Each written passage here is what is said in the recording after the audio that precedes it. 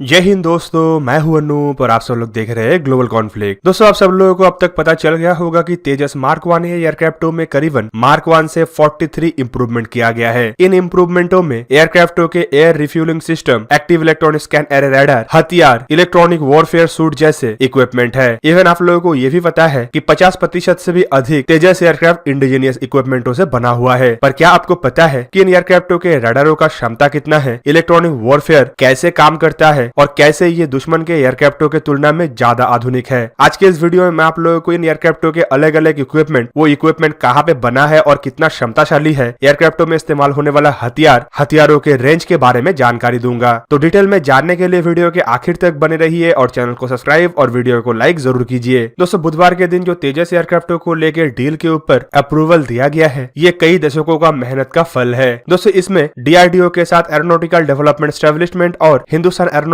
Limited की तरफ से कंधे मिला के काम किया गया। पर बीते कुछ सालों में इस एयरक्राफ्ट के ऊपर जितना प्रोग्रेस हुआ है, संभावित वो बीते 2 दशक में नहीं हुआ। तेजस मार्क 1 एयरक्राफ्टों में बीते कुछ सालों में ही अपग्रेडेशन करते हुए ये इंडियन एयरफोर्स के जरूरत के मुताबिक ढाला गया। इसमें नया इक्विपमेंट से शुरू करके इंडिजीनियस कंटेंट को भी इतना हद तक लाया गया कि इसे आप पूरी इंडिजीनियस इंजीनियरिंग का एक बेहतरीन रूप के हिसाब से भी कह सकते हैं। दोस्तों, आपके जानकारी के लिए बता दूं कि करीब 60% तेजस एयरक्राफ्टों में इक्विपमेंट इंडिजीनियस इक्विपमेंट है। 2018 में ही लोकसभा में एक लिखित रिपोर्ट में बताया गया था कि करीबन 59.7% तेजस के कंपोनेंट इंडिजीनियस है। 14 जुलाई 2018 के दिन तब के state minister for defence Subhash Bhamre की तरफ से एक लिखित जवाब में बताया गया कि बाई वैल्यू 59.7% तेजस के कंपोनेंट इंडियन है, जबकि बाई नंबर ये करीबन 75.5% है। उनके जवाब के मुताबिक तेजस एयरक्राफ्टों को निर्माण करने के लिए करीबन 344 मतलब 344 लाइन रिप्लेसेबल यूनिट का इस्तेमाल किया गया है। इन यूनिटों में करीबन 210 मतलब 210 ऐसे यूनिट है जो टोटली इंडिजीनियस है। बाकी के बचे 134 मतलब 134 यूनिट इंपोर्टेड यूनिट है जो विदेशी कंपनियों से खरीदा गया है। और दोस्तों, ये जो 134 यूनिट इंपोर्टेड कंपोनेंट है, इसे भी कम करने के लिए प्रयास किया जा रहा है और करीबन इनमें से 42 यूनिटों के ऊपर इंडिजीनाइजेशन मतलब घरेलू तरीके से काम किया जा रहा है ताकि जल्द ही इन्हें भी रिप्लेस कर दिया जा सके। दोस्तों, अब चलिए जानते हैं तेजस मार्क 1 में इस्तेमाल होने वाले कुछ खास कंपोनेंटों के बारे में, जिनमें सबसे पहले आता है इसका स्ट्रक्चर। तेजस एयरक्राफ्ट दुनिया के कुछ गिने चुने एयरक्राफ्टों में से ही है जिनमें कंपोजिट मटेरियल जैसे कि कार्बन फाइबर, टाइटेनियम एलॉय और अन्य एल्यूमिनियम एलॉय का इस्तेमाल किया गया हो। 92% से भी अधिक तेजस एयरक्राफ्टों के स्ट्रक्चर में कंपोजिट मटेरियल का इस्तेमाल किया गया है, जिसके वजह से ये एयरक्राफ्ट स्टेबिलिटी के मामले में अन्य एयरक्राफ्टों के तुलना में आगे। एयरक्राफ्ट का वजन भी हल्का हुआ है, जिसके वजह से ज्यादा पेलोड ले सकता है और कुछ मामले में एयरक्राफ्ट काफी स्टेल्थ भी है, जो दुश्मन के रडार से एयरक्राफ्टों को छुपाने में भी मदद करता है। दोस्तों, इसके अलावा एयरक्राफ्ट का जो स्ट्रक्चर है, इसे मॉड्यूलर नेचर का स्ट्रक्चर भी कहा जाता है, जिसमें कम से कम जॉइंट होने की वजह से एयरक्राफ्ट का एयरफ्रेम जो है उसका लाइफ स्पैन तो बढ़ता ही है, साथ में एयरक्राफ्ट का रिपेयर और मेंटेनेंस में भी काफी आसानी होता है। और दोस्तों, ये जो स्ट्रक्चरल डिजाइन है, ये टोटली इंडिजीनियस है, जिसके वजह से इसे हम इंडियन इंजीनियरों का एक बेहतरीन कारनामा भी कह सकते हैं। दोस्तों, दूसरे नंबर पे आता है एवियोनिक्स। तेजस एयरक्राफ्टों में इस्तेमाल होने वाले most of the avionics Bharat के खुद के भारत इलेक्ट्रॉनिक लिमिटेड के द्वारा निर्माण किया हुआ है, जिनमें multi functional display, smart landing system, helmet mounted display और secure data link communication system जैसे इक्विपमेंट शामिल है। इसके अलावा इसमें कई तरीके के modern sensors, state of the art navigation system को भी इंटीग्रेट किया गया है, जो बेसिकली सैटेलाइट कम्युनिकेशन सिस्टम के साथ जुड़ा हुआ है। दोस्तों, तीसरे नंबर पे आता है इसका रडार। किसी भी आधुनिक एयरक्राफ्ट के लिए उसमें इस्तेमाल होने वाला रडार ही उसका सबसे महत्वपूर्ण कंपोनेंट होता है।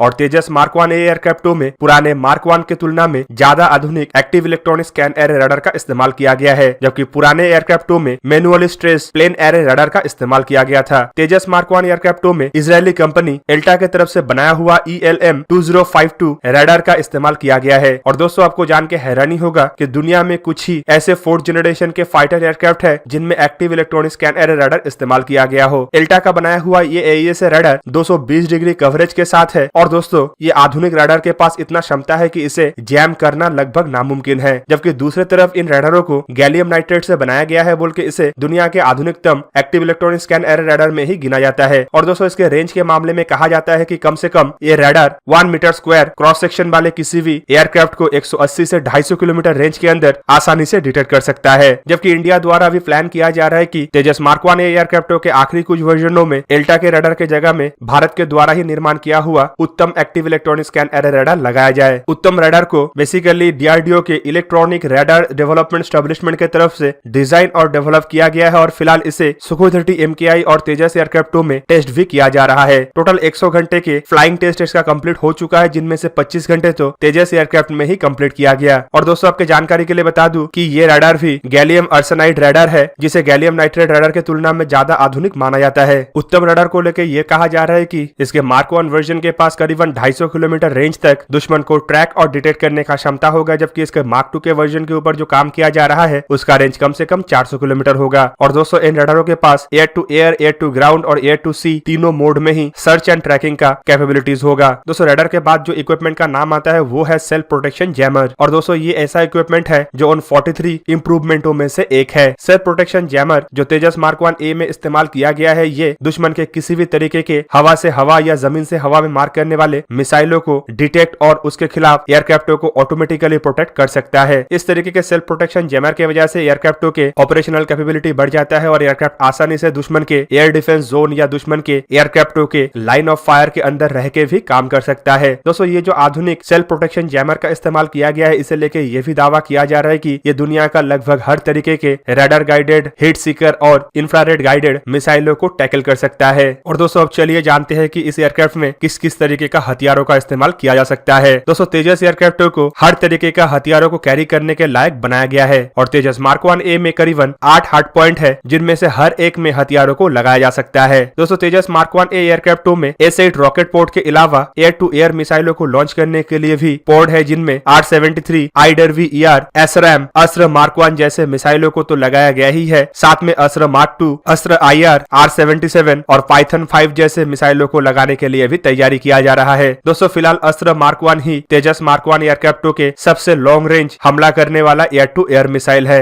जबकि आने वाले समय में अस्त्र मार्क 2 इसे और लंबे दूरी तक हमला करने लायक बना सकेगा। दोस्तों एयर टू सरफेस के मामले में फिलहाल इस एयरक्राफ्ट में KH-59 सीरीज के अलग अलग मिसाइलों को लगाया गया है, जबकि फ्यूचर में इन एयरक्राफ्टों में ब्रह्मोस के NG मतलब नेक्स्ट जनरेशन वर्जन को भी लगाया जाएगा। वहीं पे दूसरी तरफ एंटी रेडिएशन मिसाइल हिसाब से इंडिया का ही खुद का बनाया हुआ रुद्रम मिसाइलों को इसमें फिट करने के लिए तैयारी किया जा रहा है। और दोस्तों इसके अलावा तेजस एयरक्राफ्टों को एंटी शिप रोल में भी इस्तेमाल किया जा सकता है और इसके लिए इसमें KH-35 और KH-59 MK जैसे रशियन मेड मिसाइलों को लगाया गया है, जबकि एंटी शिप के लिए भी ब्रह्मोस NG के एयर लॉन्च क्रूज मिसाइलों को इसमें लगाने के लिए तैयार किया जाएगा। जबकि दोस्तों इसके अलावा इसमें precision guided bomb, laser guided bomb, cluster bomb और अनगाइडेड बॉम्बों को भी लगाया जा सकता है, जिनमें ज्यादातर DRDO निर्मित बॉम्ब ही शामिल है। अब चलिए जानते हैं तेजस एयरक्राफ्टों के इन हथियारों का रेंज कितना है। एयर टू एयर मामले में जो अस्त्र मार्क 1 मिसाइलों को लगाया गया है, इसका रेंज करीबन 100 किलोमीटर के आसपास होगा, जबकि एयर टू ग्राउंड मामले में इसमें जो KH-59 सीरीज के मिसाइलों को लगाया गया है, इसका रेंज करीबन 285 से 300 किलोमीटर के आसपास है। ब्रह्मोस NG को लेकर अभी से ही कहा जा रहा है कि इसका रेंज करीब करीब 280 से 300 किलोमीटर के आसपास होगा, जबकि रुद्रम मिसाइलों के रेंज भी करीबन 100 से 250 किलोमीटर के आसपास है। तो दोस्तों ये था आज का वीडियो। अगर आपको वीडियो अच्छा लगा तो इसे लाइक कीजिए और मेरे चैनल को सब्सक्राइब कीजिए और साथ में बना हुआ बेल आइकन को भी प्रेस कर दीजिए ताकि आप मेरा वीडियो देख पाए सबसे पहले। जय हिंद।